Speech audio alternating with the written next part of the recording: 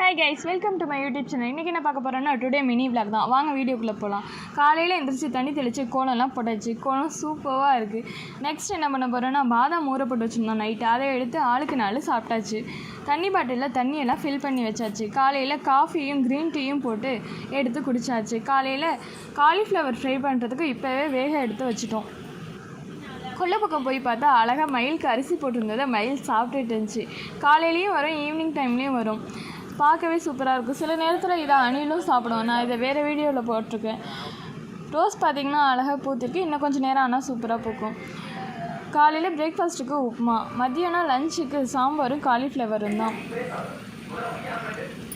Cauliflower fry பண்ணி எடுத்து வச்சுக்கிட்டேன். இன்றைக்கி லஞ்ச் சிம்பிளாக முடிச்சாச்சு. அதுக்கு ஃப்ரூட் கடைக்கு போய் ஃப்ரூட்லாம் வாங்கிட்டு வந்தோம்.